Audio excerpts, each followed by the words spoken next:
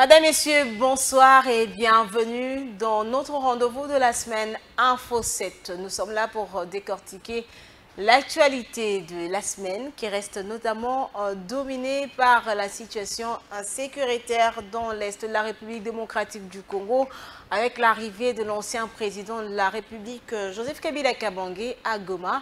Et sur ce plateau, nous avons le plaisir de recevoir pour la toute première fois Christian Bouyi Chibobois, qui est coordonnateur national de la SBL, le chômeur a droit à la vie.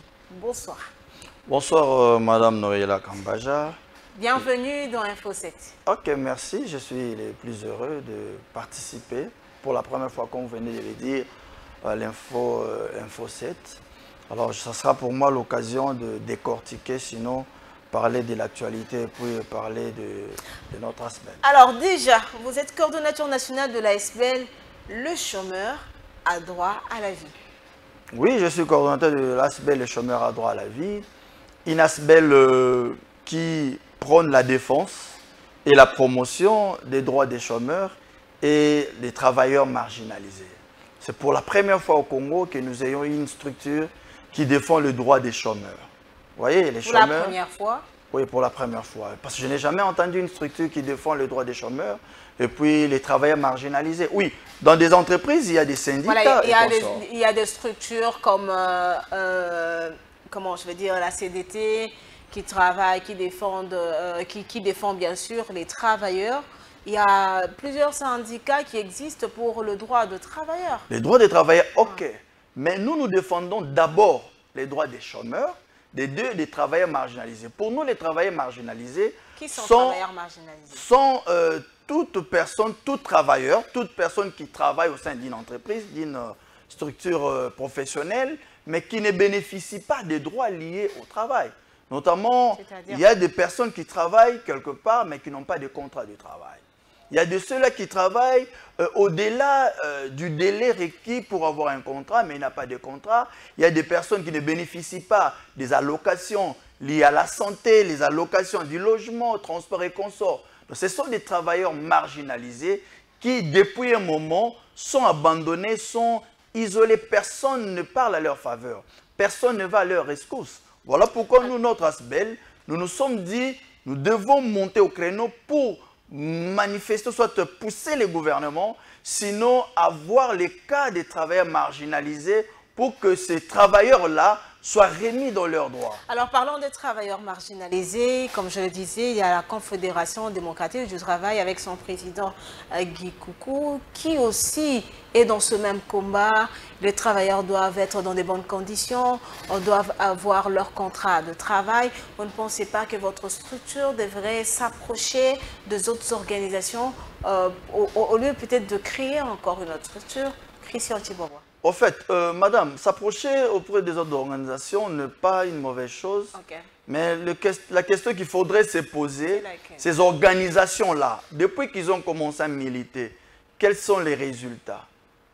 Qu'est-ce que cela a produit? Parce qu'aujourd'hui, vous allez remarquer avec moi, comme tous les téléspectateurs, qu'il y a des Congolais qui travaillent chez les expatriés jusqu'à aujourd'hui, n'ont pas de contrat. Des Pakistanais, des Pakistanais, des Indiens consorts, les Chinois. Ouais. Ils n'ont pas de contrat de travail. Certains travaillent comme ça avec un salaire maigre. Certains travaillent sont bénéficiés. Même chez l'État congolais, certaines entreprises gérées par les Congolais aussi, il y a de travailleurs qui sont dans de bonnes conditions. Que font ces structures-là?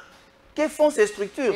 Bon, les structures en question peuvent dire que ils mènent les efforts à leur niveau, mais c'est au gouvernement. Voilà pourquoi nous aussi, comme structure qui défend aussi les intérêts des travailleurs marginalisés, alors nous sommes là aussi pour pousser, n'est-ce pas, pousser les gouvernements à répondre de ces responsabilités. Parce que la loi dit dans l'article 36 de la Constitution que le travail est un droit et un devoir sacré. C'est-à-dire, travailler, c'est un droit. Donc, l'article continue en disant l'État congolais garantit la protection contre le chômage.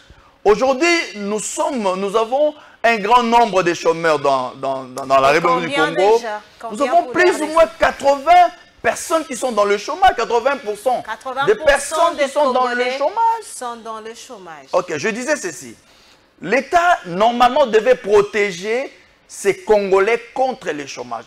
Protéger contre le chômage, ça veut dire quoi? C'est-à-dire éviter à ce que tous les maux qui devraient arriver, qui devraient s'en suivre après le chômage, devaient être évités, notamment la pauvreté. Avant d'y arriver, alors avant que vous ne puissiez nous donner ces mots-là qui rongent aujourd'hui la société congolaise, nous avons suivi le député national Eliezer Ntambwe qui a dit qu'aujourd'hui, les députés ne savent même pas où aller se faire soigner.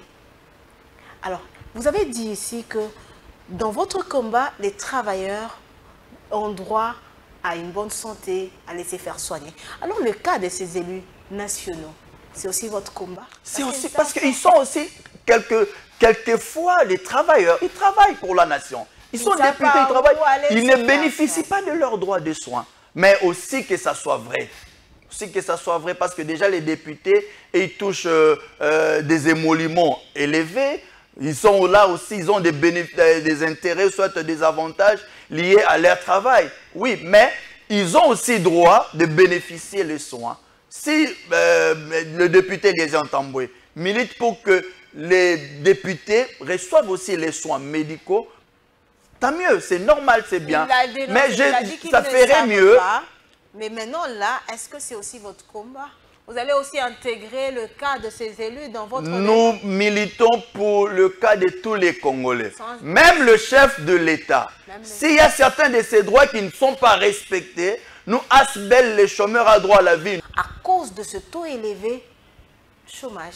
Vous voyez, aujourd'hui, nous pouvons déplorer, comme tout le monde, il y a le phénomène Kuluna. Nous avons le phénomène Chege consort. Nous avons la prostitution des filles. Il y a des filles qui sortent avec des personnes âgées. Il y a la pauvreté. Il y a la faim. Il y a aussi la mort suite au manque de moyens pour se faire soigner. Vous voyez, ce sont des mots.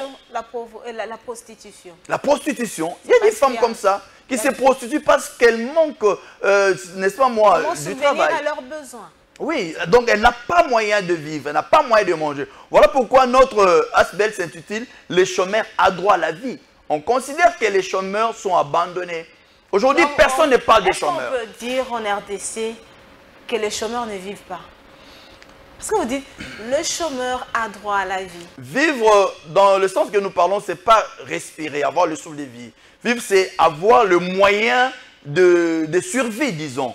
Avoir la possibilité de s'acheter à manger, avoir la possibilité de se faire soigner, avoir la possibilité d'avoir une maison, avoir la possibilité, n'est-ce pas, de garantir son avenir. Aujourd'hui, nous avons des personnes, depuis qu'il est né, voire même il est devenu vieux ou vieille, sans emploi. Il n'a jamais travaillé.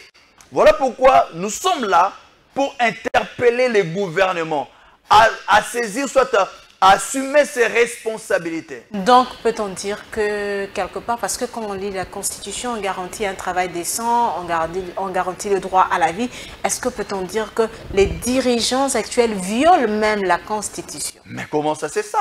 Ils violent donc, en fait, ils violent la Constitution, ils ne respectent pas le récit, le prescrit de la Constitution. Donc, normalement... C'est une violation déjà, parce que quand ce n'est pas respecté, il y a une violation. Mais madame, nous sommes une structure. Nous avons toute une litanie de démarches, soit des stratégies que nous avons mises en place, au point où, si l'État congolais ne s'assumait pas, nous nous réserverons le droit de saisir les instances judiciaires nationales comme internationales pour que nous, chômeurs congolais, bénéficions de nos droits. Je parle du président de la République comme un père et le gouvernement comme une mère.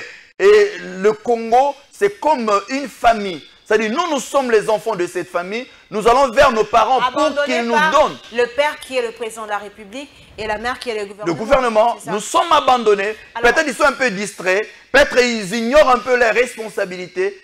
Alors, chacun milite pour son positionnement politique. Chacun milite pour... Les enfants sont abandonnés. Les enfants... Voilà pourquoi aujourd'hui en RDC, nous vivons le phénomène Chege Kuluna et consorts. La prostitution. La prostitution. Donc ce sont des mots qui rongent la société. Mais ailleurs, bien qu'il y a les chômeurs qui sont pris en charge, la prostitution par exemple, on en parle toujours.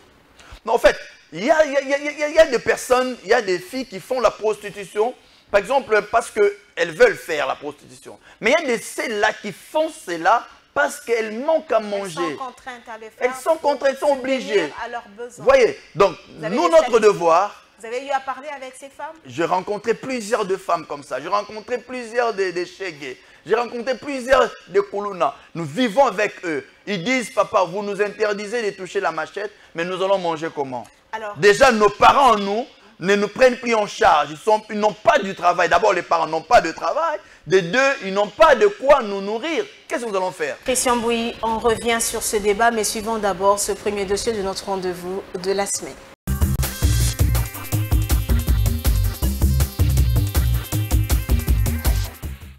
Malgré la pluie qui s'est battue dans la capitale congolaise, l'ASBL Les Chômeurs a droit à la vie a réuni les jeunes venus du quatre coins de la capitale. Le thème qui a été exploité, la fin de la guerre dans l'est de la RDC et la prise en charge des chômeurs par l'État.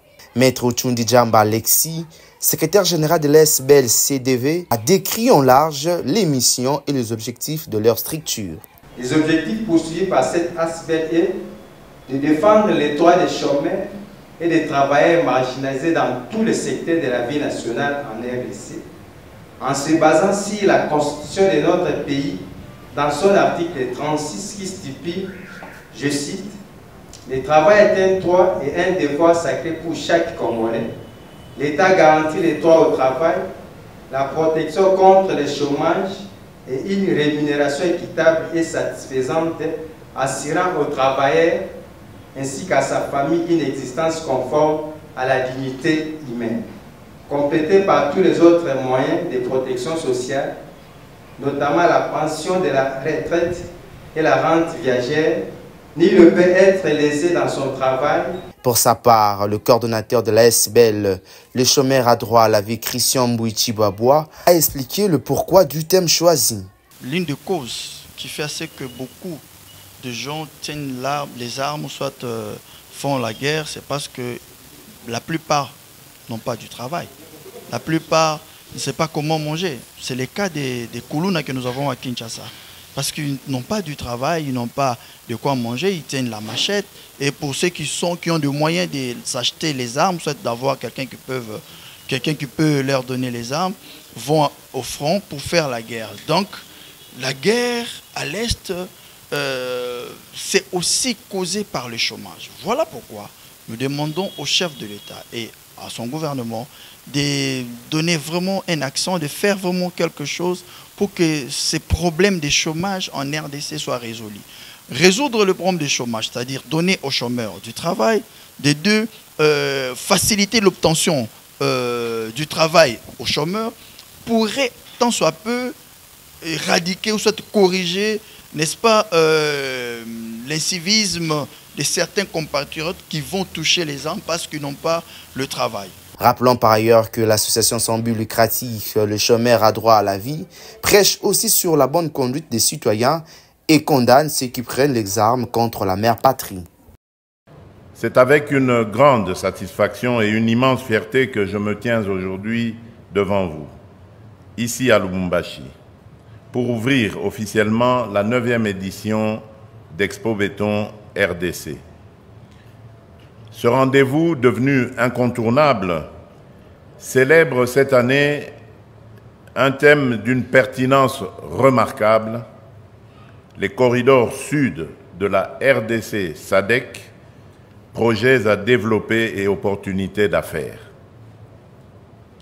Je tiens à saluer les organisateurs pour leur engagement à faire de cet événement un espace d'échange, de réflexion et d'innovation autour du développement de nos villes, de nos corridors et de nos zones économiques spéciales.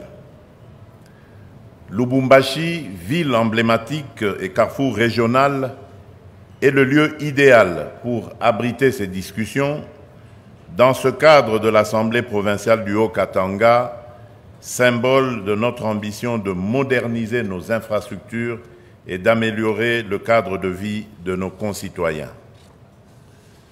Mesdames et messieurs, le développement de la République démocratique du Congo passe par un impératif, le désenclavement.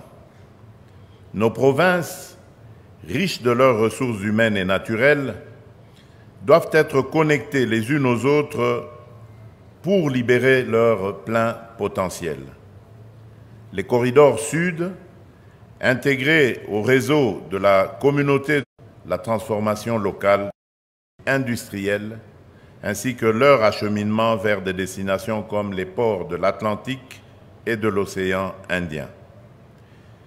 Ils attirent des investissements, stimulent la création d'emplois et ouvrent la voie à une gouvernance moderne au service de nos populations. Un exemple concret de cette ambition est le corridor de Lobito, dont j'ai soutenu la mise en œuvre avec conviction. Ce projet, fruit d'une coopération exemplaire entre la République démocratique du Congo, la Zambie et l'Angola, avec le soutien de partenaires internationaux, ambitionne de construire 1739 km de voies ferrées, dont 427 km sur notre territoire, interconnectés à un réseau routier régional. Le bien-être universel, c'est vivre pour les autres, dit-on. Après une courte durée de pleurs et d'inquiétudes ayant envahi les cœurs de mamans vendeuses de pagne victimes de l'incendie qui a ravagé leur marché au Beach Ngobila, ces femmes sinistrées se voient secourues par la fondation Denise Nyakero Tshisekedi. Très surprise, elles bénéficient à ce jour d'un soutien financier compensant leurs pertes grâce à l'altruisme de la première dame Denise Nyakero Tshisekedi.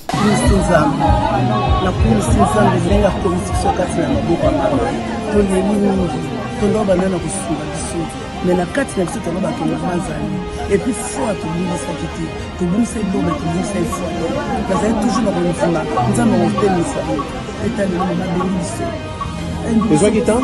Ils ont tenté, ils ont tenté. Donc c'est pas une semaine. En tout cas, C'est de rappeler qu'à la date du 4 avril de l'année en cours, un grave incendie s'est déclaré au marché des pagnes du Beach Ngobila. Des étalages et marchandises de vendeuses ont été réduits en cendres.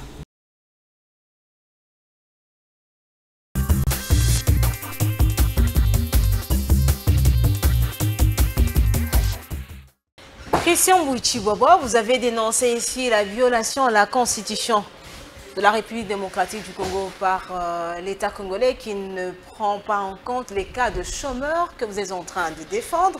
Alors, qu'est-ce que vous attendez de l'État congolais? Madame, j'aimerais que vous me donniez quelques poussières de secondes. Ok, allez-y. Question de lire l'article 36 de la Constitution. Qu'est-ce qu'il dit? D'accord, allez-y. Alors, vous allez voir. L'article 36 de la Constitution dit ceci. Le travail est un droit, un devoir sacré pour chaque Congolais. L'État garantit le droit au travail, la protection contre le chômage et une rémunération équitable et satisfaisante assurant aux travailleurs ainsi qu'à sa famille une existence conforme à la dignité humaine. Est-ce que la question que nous pouvons nous poser, les travailleurs congolais aujourd'hui, ils ont une rémunération équitable? Est-ce qu'ils ont une rémunération leur permettant de vivre bien avec leur famille? C'est ça la question. Or, il y a beaucoup qui ne touchent même pas leur salaire, ou soit il y a de ceux-là qui ne bénéficient que des primes, soit qu'on peut qualifier des encouragements. Mais l'État congolais est là. Que fait notre État? Or, nous avons un ministère du Travail. Nous avons des inspecteurs. Or, nous avons toutes ces organisations, toutes ces institutions qui devaient protéger ne fût-ce que les Congolais contre le chômage ou soit protéger les droits des travailleurs. Alors, tantôt vous avez dit qu'il y a des travailleurs qui travaillent mais qui ne peuvent pas nouer les deux bouts du mois parce que ce qu'ils reçoivent ne représente pratiquement rien. Et d'un autre côté, on voit qu'il y a la corruption à sa place en République démocratique du Congo. Est-ce que l'État congolais est responsable de la corruption? Moi, je me dis ceci. Qu'est-ce que vous dites? Pour ne pas dire, citer les noms, il y a un ancien gouverneur dans le Haut-Katanga qui s'était imposé, qui avait imposer aux expatriés de payer 100 $ aux derniers travailleurs. Il faut, il faut le citer parce que c'est une action qui était diffusée, Moïse Katumbi, quand il était gouverneur. Ok, c'est Moïse Katumbi, quoi qu'il soit dans l'opposition, mais quand même, c'était une action louable. Mais moi, je me pose la question, si lui, gouverneur de la province, a pu satisfaire les Congolais de sa province, mais à combien plus forte raison un premier ministre, soit la première ministre ou le ministre du Travail? Alors par là, nous allons dire, soit ils sont corrompus, ou soit ils excellent dans l'inactivité, ou quoi. Parce que normalement, moi je me dis, ce n'est pas du tout difficile pour imposer, ou soit dire aux expatriés, sinon les patrons des entreprises, que ce soit privé ou public, de faire respecter le droit des travailleurs. C'est facile. Alors, mais s'ils ne le disent pas, nous allons dire quoi? Ils sont corrompus. Soit ils sont complices. Soit ils sont complices. Alors, vous avez parlé des expatriés. Le traitement que subissent les Congolais qui travaillent chez les expatriés inquiète quand même plus d'un Congolais. Et aujourd'hui, nous voyons des expatriés qui commencent à faire même des travaux qui sont réservés aux nationaux. Que pensez-vous de cette façon de faire?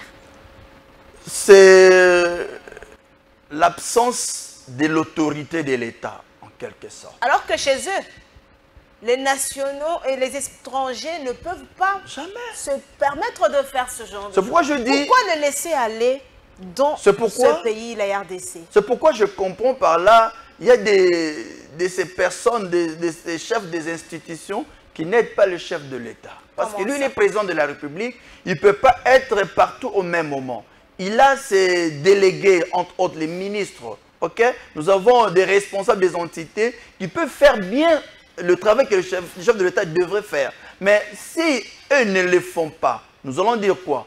Ou soit ils sont incompétents, soit ils sont corrompus. Donc ce sont des personnes qu'il faudrait mettre des côtés, qu'il faudrait radier. Vous voyez? Donc ça ne s'explique pas.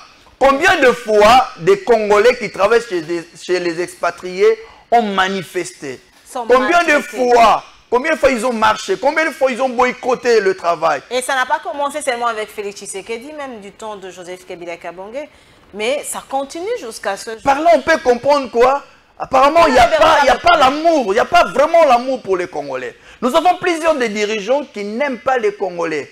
Les dirigeants ça va vous choquer. Il y a beaucoup de leaders des institutions qui n'aiment pas les Congolais. Pour eux, c'est leurs intérêts. C'est l'intérêt de leur famille. Il y a des Congolais qui sont derrière eux. Ces leaders, ces dirigeants. Les Congolais qui suivent de tels leaders, c'est face à la faim. C'est parce qu'ils n'ont pas mangé. Ils vont les acclamer parce qu'après, ils vont leur donner 10 000 francs, 10 $ et consorts. Mais ça doit s'arrêter. Ça doit s'arrêter. Mais pour que cela s'arrête, il faudrait que l'État s'assume. Le gouvernement doit donner du travail aux Congolais. Okay? Le gouvernement doit veiller au respect des droits. Aujourd'hui, pour avoir du travail au Congo, il faudrait être dans un parti politique, être recommandé par telle autorité morale. Il faudrait être l'enfant de, cousin de, il faudrait être de la tribu du DG, il faudrait... Mais pour nous, ceux-là qui ne sont ni dans des partis politiques, qui n'en avons... Nous n'avons même pas quelqu'un qui est ministre, nous ne sommes pas l'enfant de... Vous ne sortez pas d'une famille renommée. Quel sort le gouvernement nous réserve? Raison pour laquelle l'État doit faire quelque chose. Et j'en appelle à tous les Congolais, les chômeurs et les travailleurs marginalisés, à venir s'associer à notre combat. C'est un combat pas pour mon intérêt. J'aimerais préciser, madame. Vous êtes travailleur ou vous êtes chômeur? Madame, je suis débrouilleur. Comme tout Congolais courageux. Ça va étonner plusieurs. Nous avons des Congolais braves, des Congolais courageux pour se débrouiller, question de manger. Mais cela doit s'arrêter. Nous avons un père qui est le chef de l'État. Nous avons une mère qui est le gouvernement. Mais alors, vous êtes quand même conscient qu'aujourd'hui, la RDC a plusieurs priorités, notamment la situation sécuritaire, la RDC. Avec 80% de chômeurs, vous pensez que Félix Tshisekedi va du coup donner le travail? Madame, il y a plusieurs priorités. La priorité dans une famille, c'est d'abord l'avenir des enfants. Je considère... Félix Tshisekedi, la maman, le gouvernement. Okay. Donc, la priorité, c'est nous, peuple congolais. La priorité, c'est nous les chômeurs. Mais nous, là, voilà pourquoi la priorité, c'est nous les travailleurs marginalisés. Voilà pourquoi on cherche la paix. Oui, la paix, bien sûr, mais le gouvernement doit... Madame, il y a des décisions qui ne nécessitent pas grand-chose. Par exemple, supprimer, parce que c'est parmi nos revendications, supprimer la conditionnalité d'obtention du travail de 3 ans à 5 ans d'expérience professionnelle. Voilà. Ça demande combien de millions de francs? Combien? Est-ce que ça demande le soutien extérieur? Ne fût-ce que un stylo et un papier, prendre un arrêté, prendre une décision dès aujourd'hui, parce que si on laisse cette décision-là, cette condition-là d'expérience, nous avons... oui, le ministre du Travail et puis la première ministre. Elle est chef du gouvernement. Vous lui conditionnez pour travailler, il faut avoir 5 ans d'expérience. N'est-ce pas là, c'est une disposition discriminatoire? N'est-ce pas là, c'est de l'injustice sociale? Au moment où leurs enfants qui finissent à l'extérieur du pays, n'ont même pas besoin d'expérience. Ils viennent comme ça directement, ils sont DG. Pourquoi cette injustice? Voilà pourquoi nous sommes montés au créneau pour que le gouvernement s'assume. S'assume, parce que bientôt là, nous allons mener des actions de grande envergure pour que l'État comprenne que nous n'allons plus continuer à dormir en famille. Les chômeurs doivent vivre. Mais qu'est-ce que vous voulez au juste? Parce qu'il faut quand même qu'on se dise la vérité. On ne pourra pas aujourd'hui donner aux 80% de chômeurs le travail. Ce que nous voulons d'abord, que l'État mette en place une politique, une vraie politique d'encadrement des chômeurs. Il n'y a pas une politique d'encadrement. Qu'est-ce que j'attends par l'encadrement des chômeurs? C'est qu'il faudrait une politique qui facilite, dès qu'on quitte l'université, l'État doit faciliter l'obtention du travail en supprimant la condition de 3 ans à 5 ans d'expérience professionnelle, en les remplaçant par un stage professionnel. Parce qu'on ne peut pas prendre n'importe qui, qu'on ne sait pas s'il a... C'est l'une des questions que j'allais poser. Oui, ok, on ne peut pas prendre n'importe qui, peut-être il n'a pas de qualité, mais quand même, ça doit être remplacé par un stage professionnel d'1 année payant, qui doit, ne fût-ce que, ou soit d'office, être sanctionné par un engagement, un contrat définitif.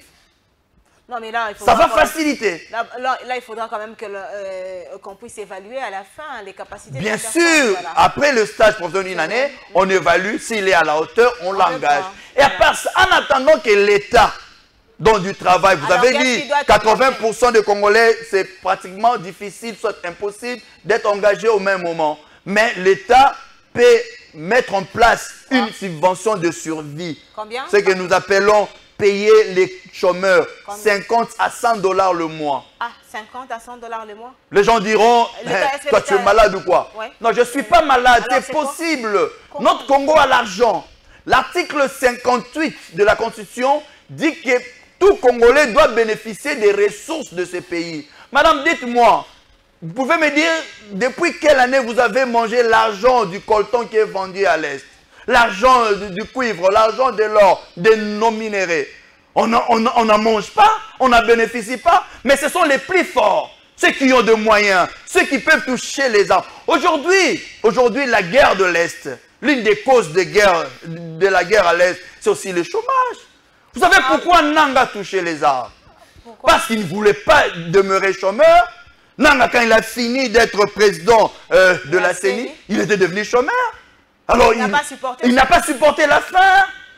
Et puis, quand l'État s'est imposé pour récupérer quelques carrés miniers qui s'étaient octroyés illégalement, il s'est fâché, il est allé toucher les armes. Donc, l'État congolais veut assez que tout Congolais chômeur touche les armes. Mais non. Voilà pourquoi l'État doit s'imposer pour que les entreprises minières, l'équivalence de 5% de leurs recettes, par mois, pour que cela permette à payer les chômeurs.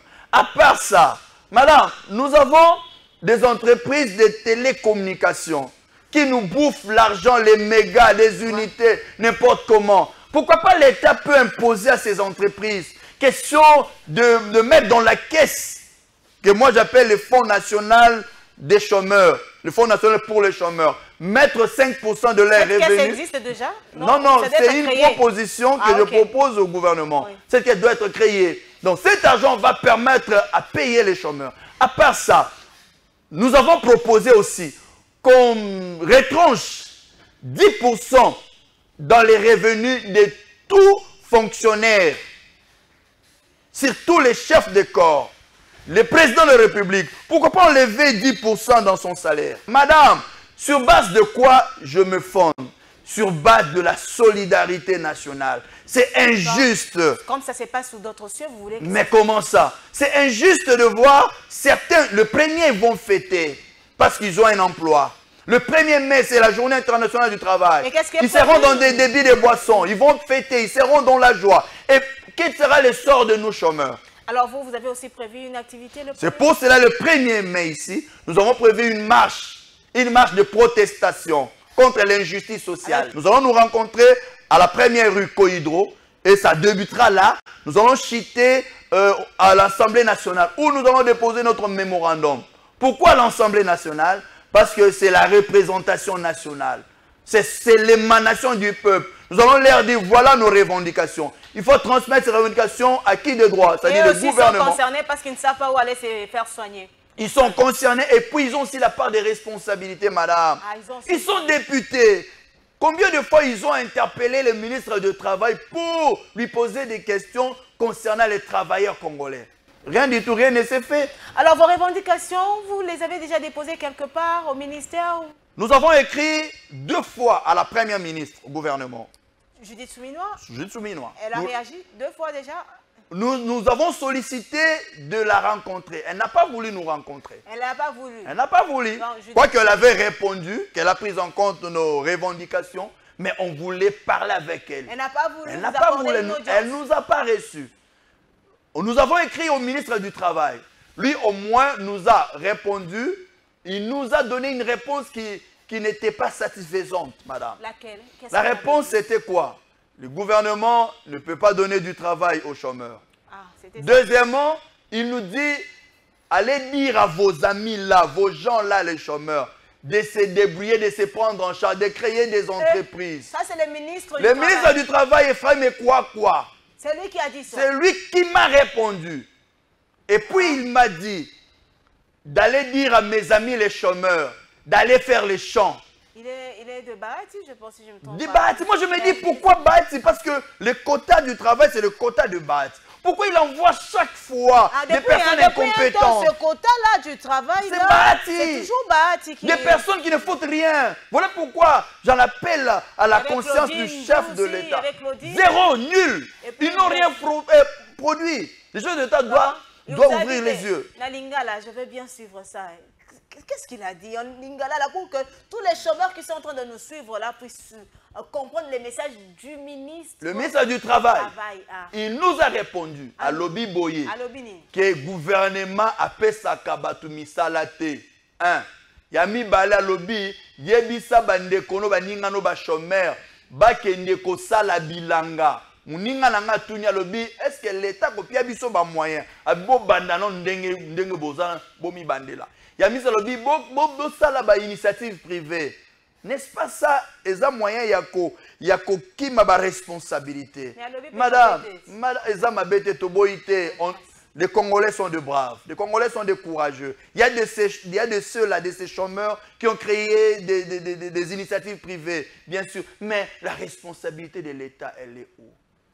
L'État doit garantir la protection contre le chômage. Voilà pourquoi, à un certain moment, nous allons saisir les instances internationales. Pour dire quoi? S'il faudrait même porter la République démocratique du Congo plainte, nous allons porter cette nation plainte. Vous les chômeurs. Pourquoi? Parce que la nation n'a pas pu assurer l'avenir des Congolais.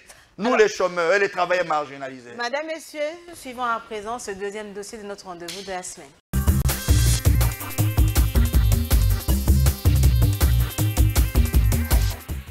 Notre résistance n'est pas violente. Notre résistance est politique. Nous résistons contre quoi et nous résistons contre qui? Qui va répondre? Nous résistons contre la dictature. Ça va? Nous résistons contre les dictateurs. Nous résistons également contre les systèmes des dictateurs. Ça va? Oui. Nous résistons également contre toutes les antivaleurs. Nous résistons contre le dictateur et sa dictature et tout son système, et nous résistons contre toutes les antivaleurs. Notre résistance est inscrite dans un contexte bien déterminé. Il s'agit d'un concept qui va lentement mais sûrement vers la mise à mort de l'état de droit. L'état de droit va mourir. Nous devons résister pour que l'état de droit ne meure pas, dont les principales caractéristiques sont inscrites dans la Constitution de 2006, qu'on veut par ailleurs changer sans aucune motivation valable et acceptée. L'état de droit, comme tout le monde le sait, c'est le stade suprême de toute civilisation moderne. Et alors, le contexte, c'est alors aussi l'instauration de la dictature. Le PPD doit résister dans un contexte où on veut instaurer la dictature, que nous avons décrié et combattu pendant plusieurs années. Le contexte, c'est en fait la faillite de l'État. Comment le PPD va résister pendant que l'État est en faillite? Surtout le postulat d'abandon de la population qui croupit dans une misère indescriptible. La population est abandonnée. C'est ici où je voulais, en connivence avec le vice-président, lancer un autre mot de compassion envers la population quinoise qui est abandonnée à elle-même après les inondations de samedi et dimanche dans la ville de Kinshasa. Et pratiquement toutes les routes étaient bloquées. Quand je vous dis qu'il y a faillite de l'État, encore une fois, permettez-moi de vous mettre debout pour qu'on observe encore un instant de silence pour cela. Il reste l'homme de la situation, un homme de conviction, de loyauté et de vision pour une union pour la démocratie et le progrès social comme première force politique incontournable en République démocratique du Congo. Lui, c'est Déobi Zibou, secrétaire général AI du parti au pouvoir. Dans l'après-midi de ce mercredi 16 avril 2025, l'on aperçoit Déobi Zibou foulant le sol du siège de l'Union sacrée de la nation, entouré de membres de l'exécutif et de hauts cadres de l'UDPS.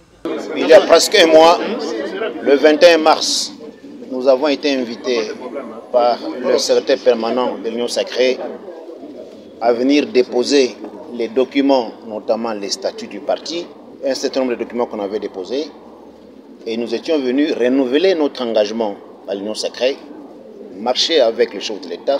Nous l'avons fait en ce moment-là. Et après vérification de la conformité des documents, il est revenu au secrétaire permanent de l'Union sacrée de nous inviter maintenant pour venir signer au nom de l'UDPS Tshisekedi la charte.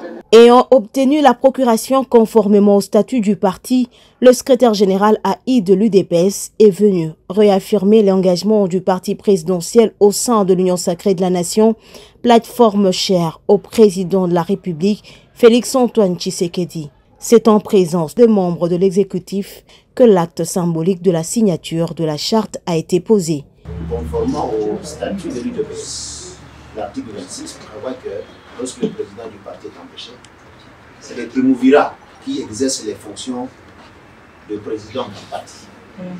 Moi, en tant que secrétaire général à l'intérim, je ne pouvais pas venir ici à poser ma signature comme secrétaire général.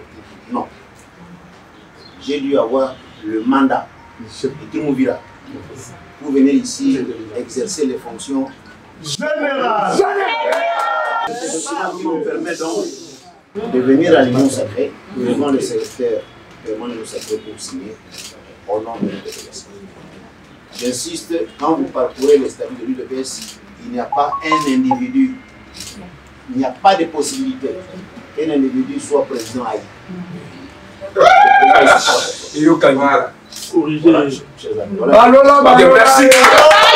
Membre de premier rang de l'Union sacrée de la nation, l'UDPS Tshisekedi, sous le leadership assumé de Déobi Zibou, reste aligné, fidèle et engagé aux côtés du chef de l'État, Félix-Antoine Tshisekedi, pour un Congo uni, fort et prospère.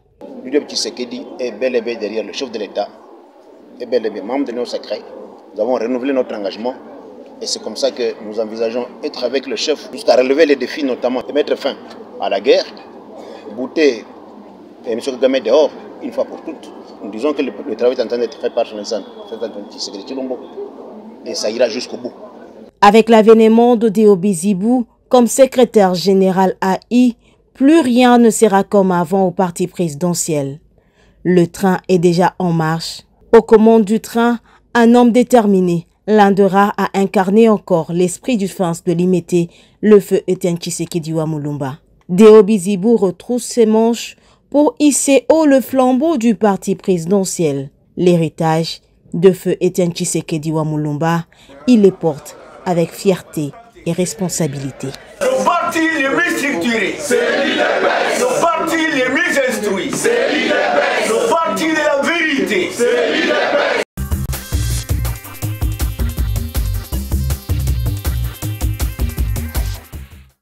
Alors Christian Bouyi, quel est le sort réservé aux chômeurs congolais vivant à l'étranger? Ok, merci madame. Notre ASBEL milite pas seulement pour les chômeurs résidents en RDC, même ceux de l'extérieur. Okay. Pourquoi? Parce que nous avons la majorité des Congolais qui sont à l'extérieur, qui vivent du débrouillardisme. Qui vivent des réseaux sociaux. Qui vivent des réseaux sociaux, des TikTokers, tout ça. C'est parce qu'il n'y a pas du travail. Ils sont là pour insulter les autres, tout ça, parce qu'ils sont chômeurs. Est-ce que l'État ne peut pas réfléchir par rapport à ça? Raison pour laquelle je propose au gouvernement la création d'une structure, d'une organisation internationale pour faciliter l'obtention du travail des pays membres. Nous avons des organisations comme la SADC, l'EAC, consorts. Ce sont des organisations internationales qui permettent à ce que les pays membres bénéficient d'un certain nombre d'avantages. Pourquoi pas créer que notre État congolais soit l'initiateur de cette organisation, question de faciliter les pays membres, les populations des pays membres, qu'ils obtiennent facilement de l'emploi dans les pays... leur pays de résidence de choix. Oui. Donc ça va faciliter aussi des Congolais qui sont à l'extérieur, au lieu d'être mendiants, au lieu d'être clochards, tout ça, mais ils vont avoir du travail. À part ça, madame, le gouvernement doit aussi accélérer le processus de mise à la retraite. Aujourd'hui, nous avons des personnes qui ont l'âge d'aller à la retraite, mais ils sont là, ils ne vont pas. Pourquoi? Parce que l'État ne les libère pas. Comme la dame. Comment voulez-vous que les jeunes remplacent, soit trouvent du travail si ceux qui devaient aller en retraite ne vont pas? Sont encore là. Donc, si l'État accélérait cette mise à la retraite, alors ça va donner l'espace. Il y aura de l'emploi. Oui, il y aura de l'espace d'abord, et puis ça va donner l'occasion que les Congolais trouvent de l'emploi. Alors comment est-ce que vous accueillez cette proposition du président de la République? Félix Tshisekedi a appelé le gouvernement souminois à repenser le prochain SMIG pour renforcer le pouvoir d'achat des travailleurs. Il faut dire également que les négociations seront en cours entre l'État congolais et les banques syndicales pour le SMIG. Ok, c'est une très bonne décision. C'est-à-dire que Félix Tshisekedi porte quand même à cœur... Je vous dis... les besoins, le problème des travailleurs. Le président de la République, lui d'abord, il aime ses Congos et il aime les Congolais. Ça, sans flatterie. Vous allez voir des initiatives, des décisions qu'il prend, c'est souvent pour le bénéfice du peuple. Tu vois, non? Donc, mais il est buté au problème du gouvernement. Les animateurs des institutions. C'est-à-dire qu'il n'y a pas de suivi. Ils sont incompétents. Les conseillers ne font pas le travail. Ils ne font pas bien leur travail. Les ministres qui sont concernés par tel ou tel autre secteur ne sont pas à la hauteur. Ils ne sont pas à la hauteur, ils ne font pas leur travail, ils sont incompétents. Donc le problème, c'est que Félix... il doit faire un bon casting. Il doit faire un bon casting, comme il y aura un gouvernement d'union nationale qui se profile à l'horizon. Je profite de l'occasion pour interpeller le chef de l'État de faire un bon casting. De proposer, soit de nommer des ministres, des personnes compétentes. Et surtout que là, il s'agit d'un gouvernement d'union nationale, donc cette histoire-là, poids politique, là, non. Hein. Vous savez, aujourd'hui, madame... Parce que ça aussi, c'est un problème pour ce pays. C'est un vrai problème. C'est un vrai problème. C'est ce qui fait que nous avons des mêmes figures, des personnes qui ont travaillé avec Mobutu, qui ont échoué avec Mobutu, qui ont échoué avec Mouzé Kabila, qui ont aidé aussi Kabanga à échouer. Et aujourd'hui, ils ont travaillé avec Félix au premier mandat. Et au deuxième mandat, ils sont là. Ils veulent encore continuer, mais non quand même. Et nous, les chômeurs, nous chômeurs intellectuels, parce qu'il y a deux catégories de chômeurs. Ce sont des chômeurs intellectuels, ceux qui ont étudié, ceux qui ont qualité, et ceux qui n'ont pas étudié parce qu'il n'y avait pas de moyens. Et pour nous, chômeurs intellectuels, nous ne pouvons pas remplacer ces vieux-là qui ont échoué, qui ne sont là que pour chercher à faire l'intérêt de leur famille. Voilà pourquoi les chefs de l'État tout intérêt. Pour cette fois-ci, plus question de poids politique, plus question... Il s'agit d'un gouvernement d'union nationale. Donc il faudrait mettre des personnes compétentes à la place qu'il faut pour que l'intérêt de la population soit considéré. Alors, Christian Bouyi, vous avez suivi cette catastrophe naturelle, des inondations dans la ville-province de Kinshasa, Que faut-il faire pour éviter aujourd'hui qu'on parle encore des sinistrés, comme on le voit? Il y a beaucoup de sinistrés, hein. Et même le SOS de ce monsieur de Massina, Petro-Congo, qui garde dans sa résidence des sinistrés. Aujourd'hui, madame, on peut déplorer, on peut donner des solutions, mais il faudrait d'abord soulever les causes. Aujourd'hui, nous déplorons les inondations. Mais la première des causes, c'est aussi des constructions anarchiques. Tout le monde construit partout. Et au sud de l'État, l'État ne dit rien. Donc, il y a des membres... Avec la bénédiction de l'État congolais. Les membres de l'État qui octroient les autorisations de bâtir, qui donnent des titres d'immobilier, tout ce qu'on sort. Mais pourquoi ils le font? Et puis ils le font avec impunité. Il n'y a pas de justice, il n'y a pas de sanctions. Est-ce qu'aujourd'hui, face à cette catastrophe naturelle, ces personnes doivent être interpellées? Ils doivent être interpellés, sanctionnés. Ils doivent répondre de leurs actes. À part les constructions anarchiques, nous avons aussi les problèmes du déplacement de la population. Il y a de ceux-là qui quittent l'intérieur pour Kinshasa. Pourquoi? Parce que Kinshasa est mieux développé. Des Congolais, disons, qui sont à l'intérieur du pays, qui préfèrent venir à Kinshasa. Oui, la loi, la Constitution autorise à tout Congolais de se mouvoir partout il veut, donc en RDC. Mais parce que dans les provinces, il n'y a plus rien. C'est pourquoi je dis, ils viennent à Kinshasa, pour eux, Kinshasa est plus développé que l'intérieur. Voilà pourquoi j'interpelle le gouvernement. Pour éviter ces déplacements-là, pourquoi pas transporter Kinshasa, l'implanter à l'intérieur. C'est-à-dire faire développer l'intérieur. C'est l'une des objectifs des 145 territoires. Construction des écoles, infrastructures. Et c'est bien, c'est vrai qu'à côté de 145 territoires, il faudra aussi la création d'emplois. Hein. À part ça, il y a aussi Expo Béton qui venait de parler. J'ai suivi le chef de l'État en train de dire que le développement de notre pays passerait par les infrastructures. Voyez, donc si le gouvernement misait sur les infrastructures au niveau intérieur, et puis le développement de 145 territoires et la création des emplois à l'intérieur, je ne pense pas que les Congolais quitteraient l'intérieur pour Kinshasa. Chacun resterait, et surtout, vous allez voir même des Kinois aller à l'intérieur. Et puis avant, je crois, des commerçants, souvent, ils vont à l'intérieur pour s'acheter, se procurer des produits de première nécessité, venir les couler à Kinshasa. Et s'il y avait des routes qui sont très bien construites, s'il y avait, comme le chef de l'État milite pour que la construction de chemin de fer, si cela était réalisé, vous voyez que les échanges, les déplacements des biens, des personnes, serait facile. Et puis cela va enclencher les développements et chacun va rester dans son coin. Alors, vous allez quand même placer un mot. L'Union sacrée de la nation, cette restructuration. Comment est-ce que vous trouvez cette nouvelle configuration de l'Union sacrée de la nation?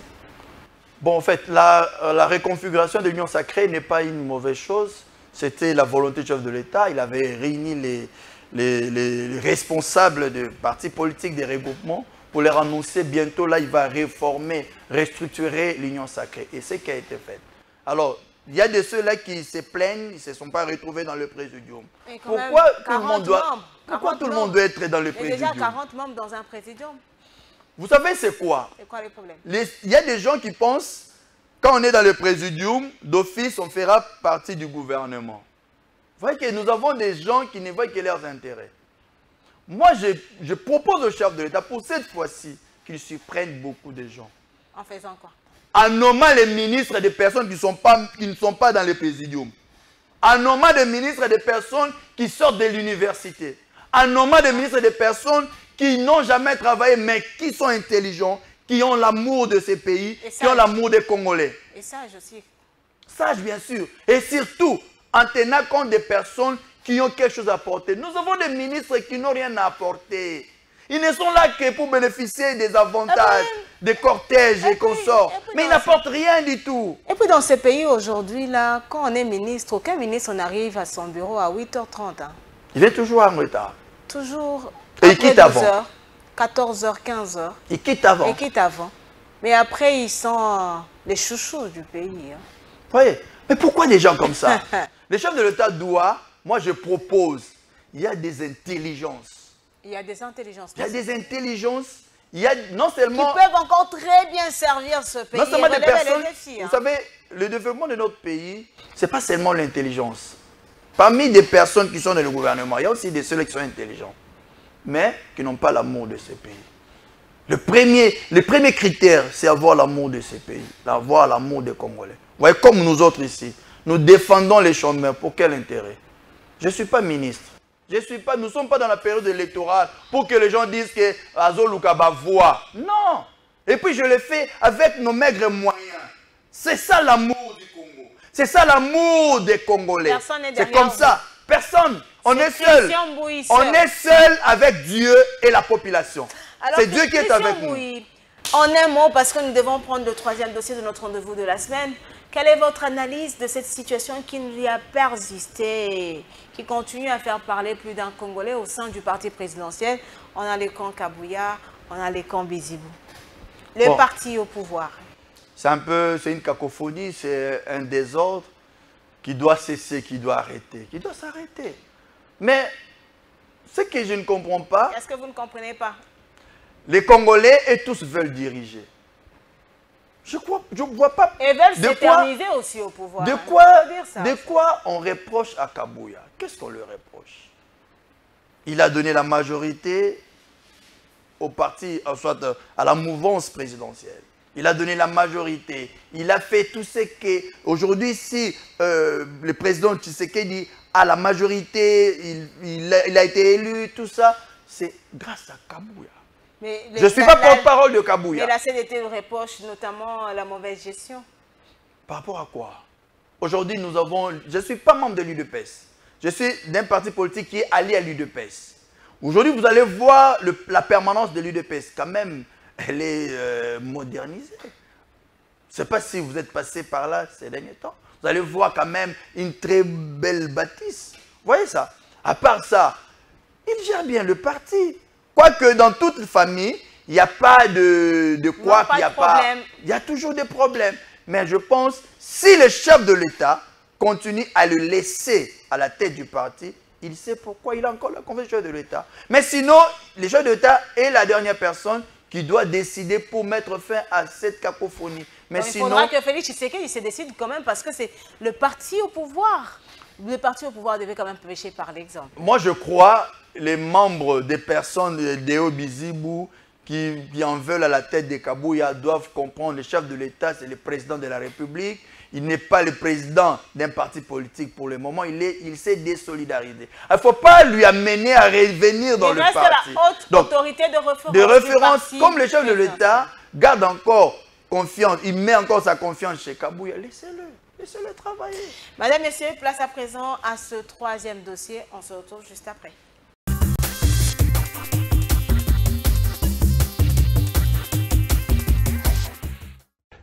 La Cour va remettre la cause pour instruction au mercredi 23 avril.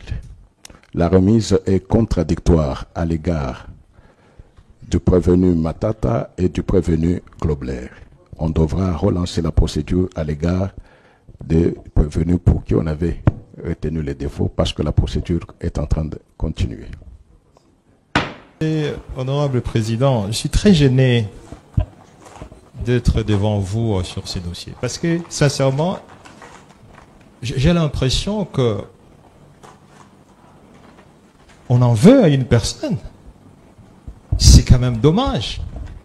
Nous sommes à la plus haute cour de ce pays. Oui, je suis très désolé de vous le dire parce que vous me posez cette question-là comme si le Premier ministre d'un pays s'occupe de la gestion. Non. Les personnes qui ont signé les contrats avec African Commodities ne sont pas ici. Le ministre de l'Agriculture n'est pas là. Le ministre des Finances n'est pas là. Le ministre de l'Industrie n'est pas là. Le ministre du Portefeuille. En ce moment-là, il y avait un ministre délégué auprès du Premier ministre. Mais le ministre délégué, monsieur l'honorable président, si vous le citez, vous voulez encore une fois démontrer les juges partis, le ministre des Finances délégué. Mais il était dans ces dossiers. accusé. Aujourd'hui, parce qu'il est membre de l'Union sacrée, il n'est plus là. Pourquoi est-ce que vous le citez? Voilà des personnes qui pouvaient répondre à ce type de questions. C'est très malsain et très indécent de vouloir ouvrir un débat comme celui-là dans un contexte où vous n'avez jamais eu le courage de condamner ceux qui ont touché aujourd'hui à l'intégrité du territoire national. Vous voulez parler du fédéralisme d'un territoire où vous avez des agresseurs qui y sont, qui tuent tous les jours, où vous n'avez jamais eu le moindre bon sens, j'allais dire, d'exprimer une solidarité contre pour vos propres compatriotes qui sont des victimes quotidiennes, et vouloir amener un tel débat, ça signifie simplement qu'on veut déplacer les curseurs parce que l'annonce qu'on a faite n'a pas donné les résultats. Et donc, c'est à la limite choquant d'ailleurs, parce que si nous devons refaire le parcours de l'homme qui l'est dit, du pacte de Sun City et de tout ce qu'il y a eu, il ne faut pas oublier que nous étions dans un contexte où le président de la République avait dit qu'on devait réfléchir justement sur la Constitution. Les mêmes personnes qui veulent revenir aujourd'hui pour nous reparler de fédéralisme, mais comment vont-ils y arriver? Mais c'est tellement suspect que ça soutient l'idée de ceux qui pensent que c'est le moment de balkaniser la RDC. Et c'est ça l'intention cachée. C'est ça justement le côté malveillant de ces débats qui peut paraître au départ intéressant, mais en réalité qui ne l'est pas. Dans les contextes actuels, ce qui importe pour tous les Congolais qui tiennent à la République démocratique du Congo, c'est d'abord le retour à l'intégrité territoriale. Il n'y a rien qui n'éveille plus que ça. Et après, on peut débattre. On peut être unitaire, fédéraliste, mais dans un contexte comme celui-ci, vouloir faire un tel débat, c'est de l'indécence, tout simplement.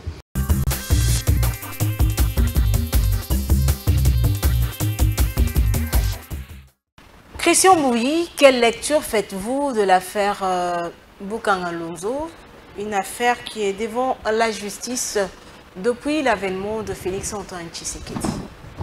En fait, l'injustice, l'inaction de la justice ou l'impunité dans notre pays doit arrêter, madame, à un certain moment. Matata Pogno, avant, moi j'étais sur votre plateau ici avec votre collègue Jean-Paul à l'époque. C'était la question de Matata. Je disais c'était un alibi parce qu'il disait, non parce que je suis prétendant candidat, Félix a peur de moi, ils veulent me soustraire de la course, tout ça. Mais aujourd'hui, il n'y a pas des élections. Mais pourquoi il a peur? Pourquoi il s'agite? Matata doit être calme, il doit se tranquilliser. Vous pensez qu'il s'agite? Il s'agite, il se panique, il doit être calme. S'il n'a pas détourné les 200 millions de dollars pour les Congolais, pour Bokang Alonzo, il n'a qu'à se justifier. Mais là, il a dit que non, les autres ministres devaient aussi être là. Pourquoi seulement lui? Non, non, c'est comme on attrape quelqu'un voleur et il veut dire non, ce n'est pas moi, c'est l'autre, il faudrait... Non, bon, ok. Les autres, on va les appeler à leur moment. Mais votre cas d'abord, prouvez-nous que vous êtes innocent. Il doit les prouver. Mais une personne qui avait regagné la RDC pour affronter la justice, vous pensez que si Matata, si Matata se reprochait de quelque chose, il pourrait bien revenir? Madame, nous savons tous comment ce pays a été géré avec Kabila. Comment la justice était manipulée. Alors lui croyait que c'était la même justice, surtout que c'était les mêmes personnes qu'ils avaient laissées dans la tête de la magistrature. Il croyait que c'était facile de les manipuler. Or, la venue du fils de l'homme, de Félix Tshisekedi, il a apporté quelque chose de nouveau. C'est-à-dire qu'il est là pour que c'est lui qui a posé des mauvais actes dans sa gestion, doit répondre de ces actes. Il doit répondre, mais entre-temps, les Congolais n'ont pas oublié l'affaire Nicolas Kazadi. Hein? Nicolas Kazadi, c'est encore la justice. La justice, si, pour le cas Matata Pogné, que la justice se disait, par exemple, elle lavait Matata pour dire qu'il est innocent. Mais c'est la justice. Nous laissons la liberté, nous laissons la libre décision à la justice, au juge, de décider si Matata sera condamné ou il sera quitté. C'est à la justice. Alors, de l'autre côté, on a vu quand même le président de l'Assemblée nationale, Vital Kamerhe, qui a demandé à la Cour constitutionnelle de régulariser la question au sujet du député national Matata Mponyo, qui est protégé par les immunités parlementaires. Bon, en fait... Alors, dans l'opinion, il y a certaines personnes qui pensent que Vital Kamerhe va sauver son proche Matata Mponyo. Bon, s'il est dans cette logique-là, il sera conséquent de ce qui va arriver. Parce que Matata Mponyo ou soit Vital Kamerhe, eux tous veulent devenir un jour président de la République. S'il veut sauver quelqu'un qui a détourné plus de 200 millions de dollars de Congolais, il sera responsable de ce qui va arriver à son avenir politique.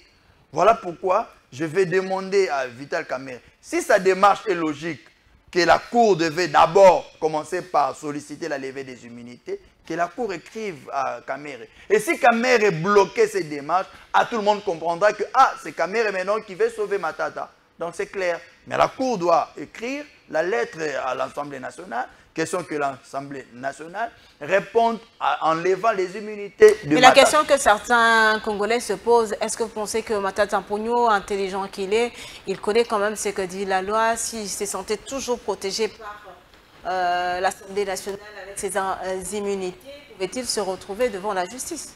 Il allait peut-être demander que la démarche soit d'abord respectée. C'est ça aussi, la question qu'il faut se poser. Vous pensez que Matata allait se laisser venir comme ça? Parce que déjà, ça se voit quand il réclame d'autres personnes qui devaient aussi comparaître comme lui. Il est quand même parti. Donc, ce qui veut dire que il connaît aussi ses droits. Si ses immunités n'étaient pas levées, alors il ne serait pas venu. Donc, s'il est venu... Bon, je ne sais pas, je ne suis pas dans le bain de... Non, mais on essaie d'analyser ce qu'on voit, au fait. Parce qu'on l'a vu répondre, il était là devant la justice. Il était là. D'un côté, Kamerhe qui dit non, mais la Cour constitutionnelle devrait respecter la procédure. Bon, en fait, Kamerhe est dans ce droit en tant que président de l'Assemblée nationale. Mais ça serait aussi prudent, mieux, que Matata sollicite l'intervention de l'Assemblée. Mais Matata n'a pas sollicité l'intervention de l'Assemblée, mais un président de l'Assemblée qui saute directement pour intervenir pour quelqu'un qui ignorait cette démarche. Ça reste à vérifier, à réfléchir. Alors, perquisition à la résidence de Joseph Kabila Kabange, ça énerve sa famille politique, le Front commun ou le Congo. C'est tout à fait normal. Tout à fait normal. Kabila... Il est cité, le chef de l'État l'a dit, qu'il est le chef du M23. Il est le responsable de FC M23. Et continue à dire qu'il ne l'est pas. Pourquoi vous l'acquitez? Il est, madame. La preuve, c'est qu'il est retourné en RDC par le Goma, le Rwanda, le Goma. Goma qui est une partie prise par la rébellion. Et toi, un Congolais qui n'est pas en connivence avec la rébellion, tu descends par là. Cela témoigne qu'il est ensemble avec la rébellion. Il est parti en tant qu'ambassadeur de la paix. Pensez-vous qu'il est retourné pour chercher la paix? Et j'aurais appris que Katumbi aussi serait invité. Il viendra par là. Katumbi. Donc je dis, Katumbi, Kabila, ce sont des personnes qui se sont liguées contre la République. Il n'y a pas longtemps, Katumbi est allé s'entretenir avec Kabila en Belgique. Ils se sont parlé de quoi? Ce sont des deux personnalités. Ce sont des deux personnalités qui étaient à couteau tiré quand Kabila était président. Kabila l'a traité de Judas et consorts.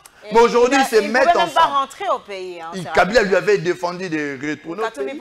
Mais aujourd'hui, ils se mettent ensemble. Pourquoi? C'est pour Est-ce la raison pour laquelle, si votre source est fiable, bon, vous avez dit que vous auriez appris que Katumbi aussi va rejoindre, est-ce que nous pouvons dire que c'est la raison pour laquelle c'est Olivier Kamitatou qui a donné l'information avec beaucoup de précision que Kabila va rentrer en RDC? Mais ils sont ensemble, madame. Ils sont ensemble. Un groupe des ennemis de la République, ils sont ensemble, ils se parlent. Mais ce qui se prépare, je veux le dire tout haut, c'est le plan de la réalisation de la balkanisation de notre pays. Comment ça? Quand Olivier Kamitatou, qui est le directeur de cabinet de Katumbi, annonce la venue, le retour de Kabila et annonce le fédéralisme. Nous savons tous que les combats du Rwanda, la guerre que le Rwanda fait en RDC par le biais du M23 et les Kabila et consorts, c'est pour récupérer une partie des terres de la RDC. En quelque sorte, le Rwanda veut la balkanisation de la RDC. Quand Olivier Kamitatu nous parle du fédéralisme, en quelque sorte, c'est une balkanisation cachée. Alors, donc on comprend par là, Kabila, selon leur plan, Kabila veut retrancher cette partie de l'Est de la RDC pour que Kabila gère, soit devienne, c'est pas moi, président de cette partie, en connivence avec Kagame. Ah bon? Et c'est la raison pour laquelle c'est tout à fait normal qu'on lance une perquisition de ces maisons. Ah. Ok? Qu'on fouille. Peut-être on va trouver les effets militaires. Aujourd'hui, Maman Olive Lembe, je la respecte en tant que femme. Aujourd'hui, elle crie à une manipulation. Mais ils ne savent pas ce qu'ils ont fait. Maman Olive Lembe était femme de l'ancien président Joseph Kabila. Ce qu'ils ont fait. Elle est toujours, oui. Ce qu'ils ont fait au moment où Kabila était président de la République, à Coutinho, au pasteur Coutinho Fernando. Il a fait plus de 10 ans en prison. Aujourd'hui, il est malade. Il est devenu invalide. Si pas la grâce de Dieu, il ne serait pas en vie. Aujourd'hui, à ce temps-là, on l'accusait d'avoir des éléments militaires dans la maison. Or, c'était leur plan. Aujourd'hui, écrit à la chasse à l'homme. Mais c'est faux. Aujourd'hui, j'ai suivi Shadari dire qu'ils combattent contre la dictature, ils combattent contre... Ils vont se battre pour protéger l'état de droit. Madame, ce n'est pas eux de combattre, soit de se battre pour protéger l'état de droit. Mais c'est à qui alors? C'est pas eux. C'est qui? C'est à nous. Vous qui? Nous, peuple congolais, le chef de l'État, Félix Tshisekedi, il est venu, il a mis en place sa vision de l'état de droit. C'est ce qui s'est fait. Shadari était ici quand Kabila était président. Il nous dit quel est le droit de qui qu'ils ont respecté. S'ils ont pu tuer Rossi Mukendi à bout portant, parce que Rossi Mukendi revendiquait un droit de liberté, il revendiquait la démocratie. S'ils ont pu tuer Thérèse Kapangala, s'ils ont pu tuer les Sango en marche de l'Église catholique pour défendre la démocratie, est-ce que c'est aujourd'hui eux qui peuvent nous enseigner, nous dire comment faire, comment appliquer, comment faire respecter? Sur ce plateau, un membre du PPRD a dit qu'ils ont appris de leurs erreurs. Ils ont appris de leurs erreurs. Ils ont appris quoi? Au moment parce qu'ils ont quitté le pouvoir. Non, mais ils ont appris, mais ils viennent avec une nouvelle vision. Mais les conséquences qu'ils ont causées par leur mauvaise façon de gérer le pays. Aujourd'hui, nous avons des familles qui ont perdu les leurs à cause de leur façon de gérer les pays. Alors, vous parlez du fédéralisme comme si c'est une balkanisation, alors qu'à suivre Olivier Kamitatu, c'est une solution pour une meilleure gouvernance en République démocratique. Si Olivier Kamitatu était honnête envers lui-même, il n'est pas honnête. S'il était honnête, il était sincère, il y avait des consultations. Ok? Le cadre approprié pour présenter la vision, ses revendications, ses propositions, c'était les consultations. Ils ont boycotté. Pourquoi ils ont boycotté les consultations? Alors, selon vous, pourquoi? Parce qu'ils avaient l'intention de balkaniser l'RDC avec Kabila, Kagame et consorts. Est-ce que maintenant ils vont y aller par la force? Vous pensez qu'ils vont y aller par la force? Nous leur disons, et cela ne va pas arriver. Le Congo est pour les Congolais. Olivier Kamita, tout d'abord, il a des nationalités doubles consorts. Moïse Katumbi, même Kabila. Il faut voir, ce sont un conglomérat de personnes qui ont des nationalités douteuses. Ah bon? Donc, aujourd'hui, Kabila va remercier les Congolais de cette façon.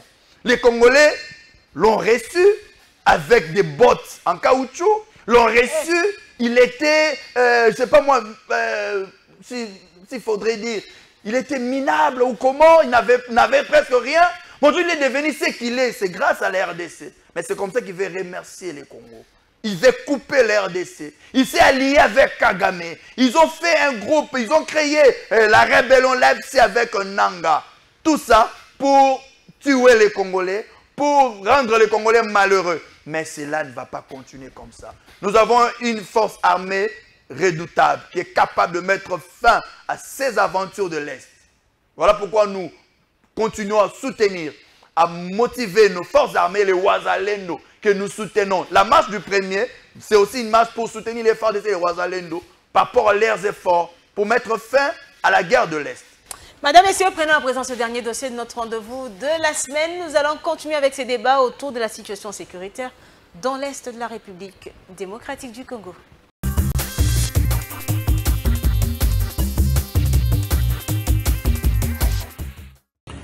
Ce concert du 22 avril 2025, c'est un concert qui témoigne avant tout la solidarité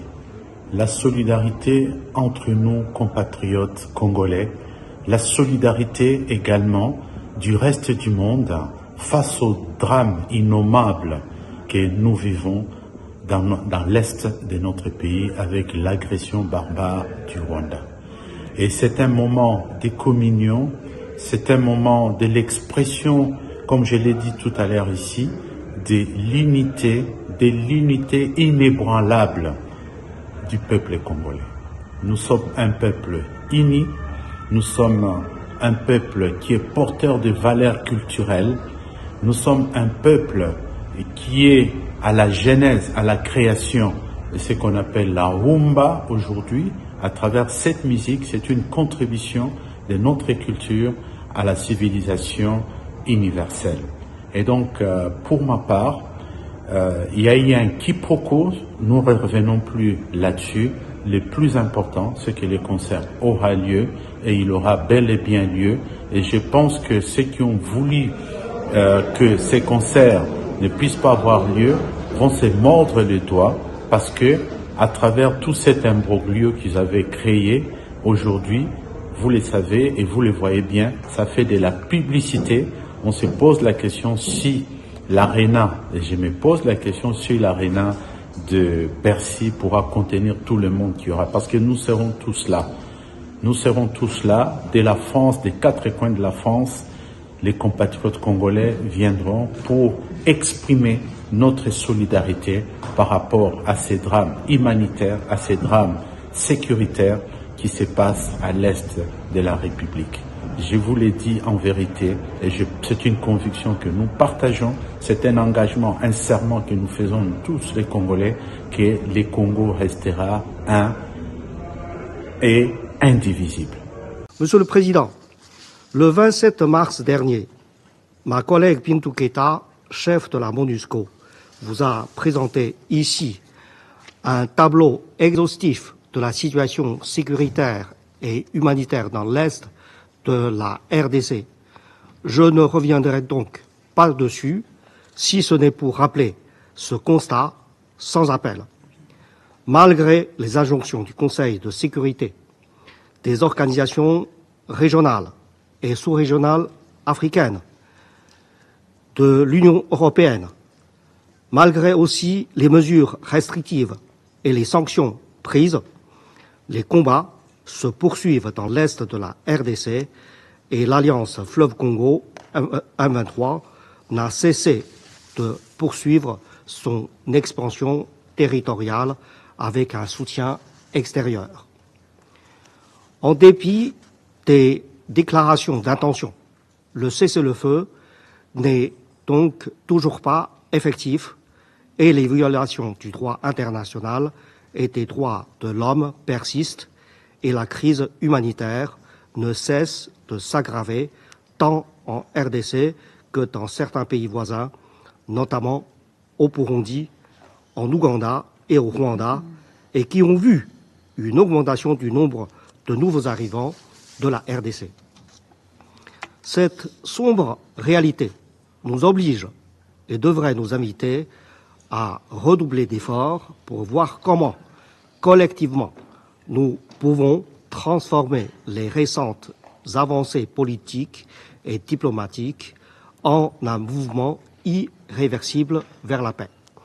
À cet égard, le premier message d'espoir que nous pouvons retenir, c'est que les développements récents autour des processus de paix dits de Nairobi et de Luanda, les efforts de l'Union africaine ainsi que l'initiative conjointe de la Communauté de l'Afrique de l'Est, CAE, et de la Communauté de développement de l'Afrique australe SADC ont tracé des sillons importants et donné une impulsion nouvelle aux efforts de résolution de la crise.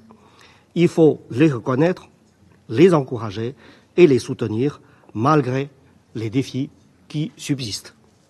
Monsieur le Président, depuis l'adoption de la résolution 2773, 54 jours se sont écoulés, marqués par l'attente, l'inertie et la poursuite des violences.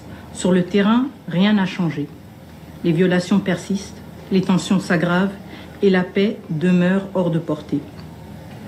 Le dernier rapport du secrétaire général est sans équivoque. Les aéroports de Goma et de Bukavu restent sous le contrôle effectif du M23 et des RDF. Dans les zones occupées, les exécutions sommaires, enlèvements, enrôlements forcés et atteintes aux droits fondamentaux se multiplient. Une dérive plus grave encore s'installe, l'imposition d'un ordre politico-juridique parallèle fondé sur la force au mépris de l'autorité souveraine de l'État congolais. À cette dynamique de prédation politique et militaire s'ajoute une autre urgence tout aussi tragique, la crise humanitaire. Comme l'a souligné le secrétaire général dans son rapport, ainsi que la directrice exécutive de l'UNICEF, elle a atteint un seuil critique. Plus d'1,5 million de nouveaux déplacés, des zones entières inaccessibles et une intensification des attaques contre les camps de déplacés et les centres de soins. Parallèlement, les coupes budgétaires imposées aux agences humanitaires du système des Nations Unies compromettent gravement les capacités d'intervention. Les besoins explosent, les ressources s'effondrent et l'espoir s'efface. C'est un appel solennel que nous lançons à la communauté internationale. L'urgence humanitaire en République démocratique du Congo ne peut plus attendre. Il en va de notre devoir moral, mais aussi de la stabilité régionale. Les flux de réfugiés vers les pays voisins fragilisent les écosystèmes sociaux déjà précaires et nous devons le dire avec lucidité. Le retour des déplacés et des réfugiés dans un contexte d'occupation prolongée et de tentatives de repopulation imposée est une question hautement sensible. Elle touche à la cohésion sociale et à la mémoire des territoires. Mal gérée, elle deviendra un terreau fertile pour des conflits futurs. Mr. President, the adoption of... Monsieur le Président, l'adoption de la résolution 2773 du Conseil de sécurité marque un tournant. Et pourtant, la situation sur le terrain n'a pas changé.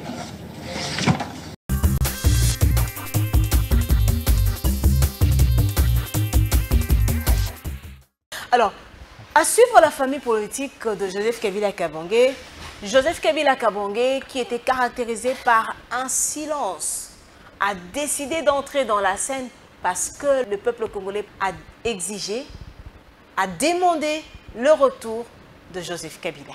Quel peuple vous parlez? Quel peuple qui a demandé le retour de Kabila? Ce n'est pas le peuple. Kabila, si aujourd'hui il s'est mis en jeu, c'est ce que Kagame lui a obligé. Vous étiez là quand Kabila était caché, il vivait dans la confusion. On ne savait pas qui était. C'est seulement le chef de l'État, le Congolais le plus informé, qui était déjà au courant que Kabila, c'est lui qui est derrière le M23. Alors, quand Kagame a reçu plusieurs sanctions au niveau international, c'est ainsi il a dit à ses amis, Kabila, affiche-toi. Ah bon? Kabila et tout le monde, même les Katumbi là, et Olivier Kamitaz. C'est l'obligation, c'est ce que Kagame leur a dit. Il devait désormais s'afficher. Il ne va pas être le seul à recevoir, des sanctions. Voilà pourquoi Kabila, qui était depuis longtemps, vous étiez là? Quelqu'un qui ne parlait pas. Non, vous étiez là. Ce sont mes analyses, madame. Vous n'allez pas m'interdire d'analyser. Ok? Kabila qui, depuis longtemps, ne parlait pas, du coup, il commence à parler. Il parle pourquoi? Parce que Kagame lui a dit, tu dois parler, tu dois t'afficher. Parce que, après tout, tu ne viendras pas seulement bénéficier du butin, mais tu dois t'assumer. Voilà pourquoi il affiche. Ce n'est pas les Congolais qui lui ont voulu, ce n'est pas les Congolais qui a dit que Kabila vient, mais c'est Kagame qui a imposé. Mais je veux dire à Kabila et sa bande que le Congo est pour l'Éternel. Le Congo a Dieu devant lui. Dieu va nous soutenir. Leur aventure là ne va pas marcher. Et tout ça va s'arrêter Et le Congo ne sera pas balkanisé. Le Congo restera un et indivisible. Alors, quelle solution aujourd'hui pour l'Est, pour la paix en République démocratique du Congo? Parce que depuis un temps, on assiste quand même à la création, bon, on entend la création à gauche, à droite de plusieurs mouvements en rebelles, à côté du M23, de l'armée rwandaise qui agresse la RDC. Quelle solution? Les sanctions, oui, elles sont tombées. Les décisions du Conseil de sécurité, oui, nous avions suivi. La résolution 2773 est tombée, mais sur terrain, les Congolais observent, regardent et constatent que la situation reste la même. On continue à tuer, endeuiller des familles. Madame, il faut être sincère, il faut être correct. Je veux être correct envers moi-même. Allez-y. Je veux être sincère. C'est que, d'abord, la solution, c'était les consultations. La première solution. Il faudrait que tous les Congolais viennent, qu'on se mette autour d'une table, discuter, proposer ce qu'il faut pour mettre fin à la guerre de l'Est. La deuxième option, c'était la diplomatie, que le chef de l'État a lancé, qui a donné les résultats, mais des résultats qui traînent encore à se matérialiser. Kagame, le Rwanda et ses amis ont été sanctionnés, c'est bien bon.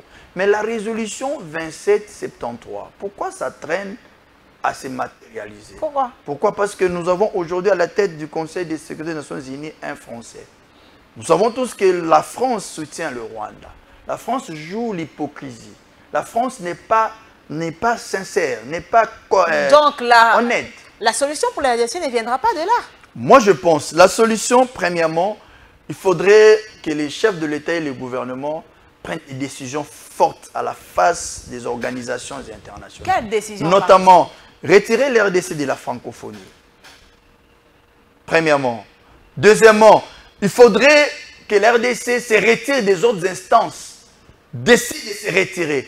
Quand la communauté internationale verra cette pression-là, elle va se mettre à exécuter la résolution 2773. Mais nous avons vu qu'ailleurs, malgré l'implication du Conseil de sécurité, par exemple, en Ukraine, la guerre continue. La guerre continue, mais la guerre n'a plus d'intensité qu'elle avait avant. Ouais, non? Donc c'est pour dire que la solution ne viendra pas de l'extérieur d'un pays. Une des solutions encore, j'allais dire, il faudrait nous lancer aussi à l'attaque, à défendre les territoires nationaux. D'abord, défendre les territoires, nos territoires qui sont pris par... Les FARDC, Ouazalendo sont en train de défendre. Ils sont en train de défendre, mais tantôt, il faut observer les cessez-les-feux, tantôt il faut... Vous êtes en train de dire que la RDC doit déclarer la guerre? Non, pas directement la guerre avec la France. La RDC doit mener des actions militaires pour bouter hors état de nuire les rebelles qui sont sur notre territoire. Donc, cette histoire de cesser les faits là, ça nous endort. Des deux, ça permet à l'ennemi de se préparer, de se réarmer. Il n'y a pas longtemps, le Rwanda a renforcé ses rangs. Il y a des militaires qui viennent. des militaires qui sont en train de marcher. Donc, le M23, le Rwanda ne respecte pas le cessez-les-faits et vous voulez que nous respectons. En attendant, ils ont un programme, un projet d'avancer, de récupérer les consorts. Comment est-ce que vous voyez la position de certains opposants qui pensent que le salut, la solution viendra par le pacte social du couple et CC5? Moi, je ne vois pas... Une démarche acclamée, applaudie même au Conseil de sécurité par la France, si je ne me trompe pas, oui. Moi, je ne vois pas la solution venir des Sango et l'église ECC. La solution, comme Kabila l'avait dit, Félix Tshisekedi dit, c'est lui le problème, c'est lui aussi la solution. Pourquoi?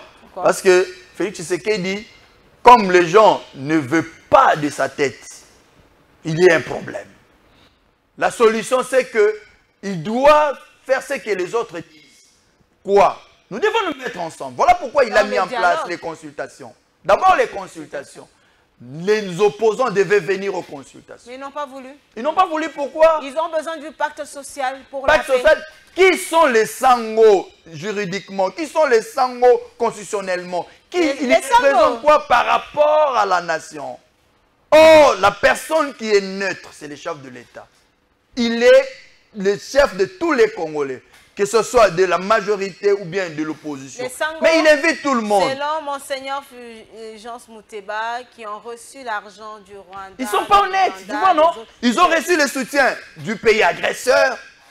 On les a logés. Mais ils ont la solution. On les a nourris. On les a donné beaucoup de millions qui doivent aussi rendre compte à leurs fidèles. Ils ont reçu combien?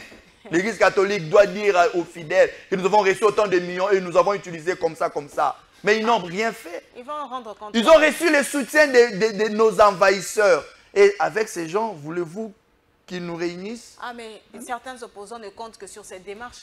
Non, non. Certains opposants, ils sont manipulés, ils sont influencés par Kabila. Kabila, Moïse Katumbi. Pourquoi? Parce qu'ils sont dans le chemin de la balkanisation. Pourquoi vous voyez Kabila partout? Mais c'est lui. Tout ce qu'on a aujourd'hui. Le M23, là, c'est Kabila.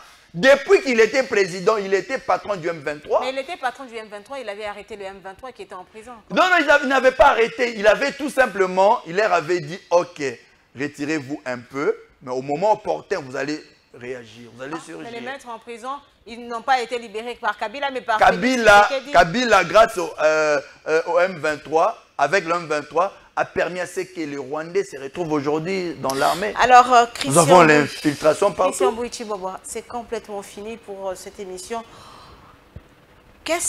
Comment est-ce que les Congolais qui ont besoin de rejoindre votre ASBL, le chômeur a droit à la vie, peuvent faire? Madame, j'aimerais dire ceci. Il y a dans la Bible l'histoire de 4 lépreux. Vous êtes chrétienne, vous êtes enfant de Dieu. 4 lépreux qui disaient qu'ils étaient exclus de la communauté parce qu'ils étaient malades. Mais ils étaient dit à un moment que si nous restons dehors de la ville, nous allons mourir de faim. Si nous entrons, nous allons aussi être tués. Tant mieux entrer. Quand ils étaient entrés et les militaires étaient partis, ils s'étaient accaparés du butin. Nous sommes chômeurs congolais, nous sommes travailleurs marginalisés. Si on reste sans rien faire, sans rien dire, nous allons continuer à mourir comme ça. Nous devons agir, nous devons faire quelque chose. Voilà pourquoi j'invite les Congolais, ce 1er mai, journée internationale du travail.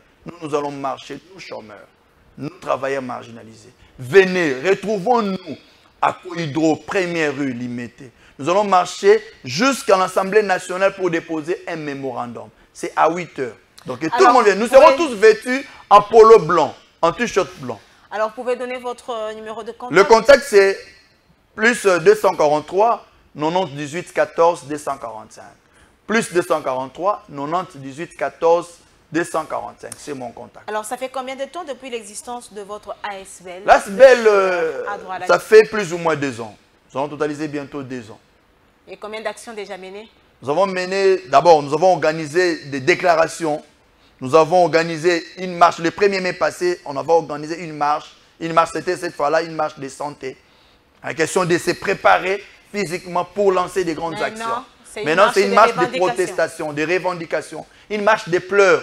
Nous serons vêtus comme ça, comme des misérables. Mais est-ce que vous allez vous approcher d'autres organisations syndicales pour faire front ensemble? Parce nous les invitons. Fait la forme. Mais est-ce que vous êtes partis vers eux? Nous les invitons. Comme l'action est déjà prévue pour le 1er, nous les invitons. Nous invitons tout le monde. Mais vous pouvez faire aussi les pas, aller partager avec eux vers votre vision. Et ensemble, vous allez marcher pour la cause commune. On ne sait pas retrouver tout le monde. On ne sait pas retrouver tout le monde où. On ne sait pas. Nous ne connaissons pas leurs adresses. S'ils nous entendent, ils peuvent nous appeler. Nous avons le numéro. Ils peuvent nous contacter. Nous allons prendre langue et puis voir comment nous allons faire des actions communes. Et nous disons au gouvernement, ça c'est une marche d'avertissement. La prochaine fois, ce sera une marche pour faire tomber le gouvernement. Parce qu'on voit que ce gouvernement est incapable de trouver solution au problème des chômeurs et au problème des travailleurs marginalisés.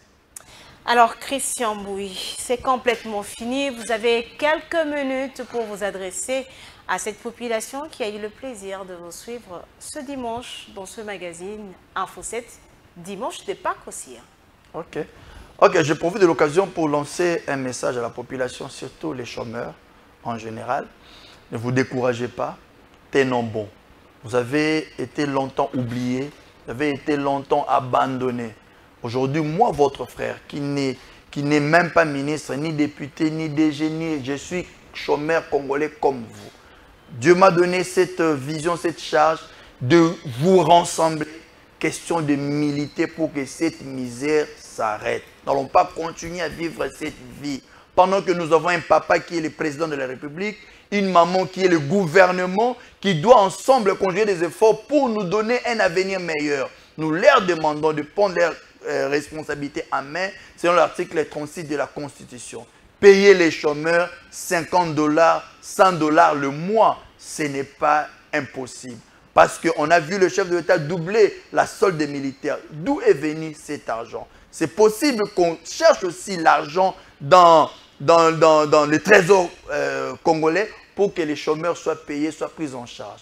Donc je vous invite le 1er à la marche et venez intégrer, venez adhérer. Le numéro est déjà donné. Appelez-nous, nous allons vous recevoir. Alors, merci beaucoup, Christian Bouichi-Bobois. Je rappelle que vous êtes coordonnateur national de l'ASBL, le chômeur a droit à la vie.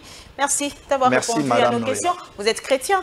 Oui, je suis chrétien. C'est un dimanche de Pâques? Oui, oui. Qui représente la Pâques pour vous? La Pâques, c'est les jours qui